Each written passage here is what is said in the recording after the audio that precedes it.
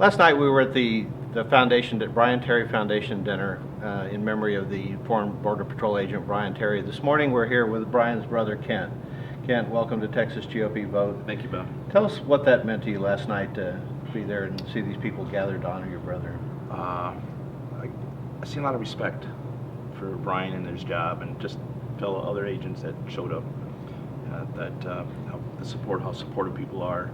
I think it was a great honor and for them to do that. So. It was a very emotional event, I thought, with the people that were being honored and the foundation's work. We talked with your Uncle Ralph about the foundation and its work. But one of the things that I learned about Brian being here with you this weekend and the rest of your family was what a truly exceptional person Brian was. Going through BORTAC training in his late 30s, early 40s, that's not a young man's sport. No. Especially in this terrain and this heat. So. Yeah. There was one story, there's a very famous photo of Brian carrying this other U.S. Border Patrol agent on his back. And I found that story to be fascinating. Tell us a little bit about that. Well, actually, the story was in training, their helmets and stuff are labeled, with your last name Terry and stuff like that, or Smith or wherever the other guys in training were with. Well, when their helmets fell off, they just grabbed one, and they found out this gentleman made a mistake, but he was wearing the Terry helmet. It said with duct tape on the back, and so for Brian's punishment was to carry that agent, the BORTAC agent, around the perimeter of their training site. Mm-hmm. And they were both wearing like 40 pounds of gear. And the gentleman that Brian was carrying weighed, I think, 219 pounds plus the 40 pounds. I met him last night. He is no small guy. No, he's got to be every bit of 6'2", I think. Yeah. But, well, they told Brian his first punishment that he had to carry that agent around 3 times. And it come out to just 1.2 miles. The agent that was on Brian's back told me. And he said about halfway through it, they told Brian that, Brian, stop, you don't have to do it. We found out it wasn't you, blah, blah, blah. And you can set him down. He goes, no, I'll continue. Mm-hmm. But you got to understand about Brian, he was the oldest BORTAC agent ever to get accepted. And most of these guys are in their 20s. Yeah, right? in their 20s. He's 38 or 40? He was 38 at the time. Yeah. And but he got halfway through it, and they said, no, Brian, you can set him down.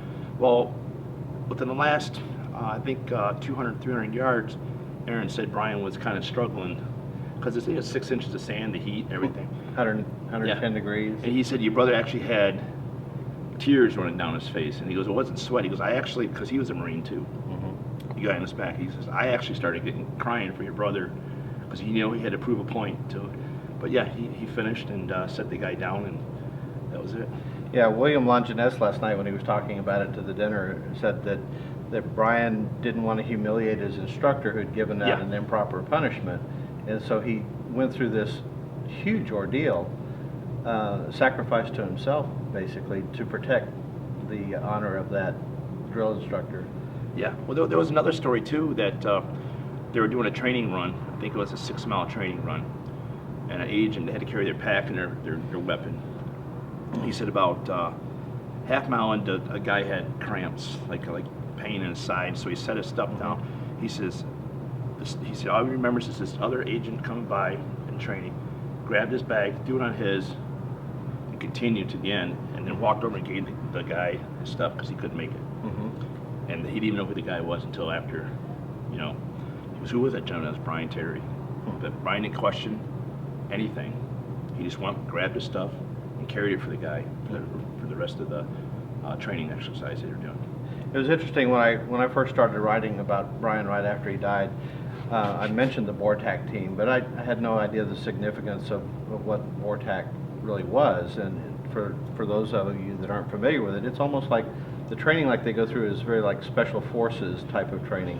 They said it's probably, you can compare it to, it's intense, but not as intense as, they say it's like the Navy SEAL training. Mm-hmm. They pretty much do the same thing, but without the water, Mm-hmm. But they said it's pretty much just like the Navy SEALs kind of training. Mm-hmm. So, but yeah, it's rough. So it's, like I said, I think he said he had 43 people in his class. I think 18 graduated, or 20 graduated from the BORTAC team. So. And him being the old man of the group, graduated top of the class. Yes. That speaks very, very much to what I've learned about Brian this weekend. Kent, this has been a long, painful process for your family trying to get to the truth. What would you like our readers to know about your brother and about where you are and where this is going? Well, my brother, he served 20 years of his life to this country. Military, law enforcement, Border Patrol agent. I mean, he took a bullet, and I think he deserves the answers that he took that bullet for, and in respect that he had for this country. And which he did, he loved this country a lot. And I think our government should have the respect and give him answers that he deserves. I hope that comes to fruition. We're going to keep working with the people that we know that are looking at this and try to get to the bottom and help you and the rest of your family get the answers that you deserve and that Brian richly deserves to have come out.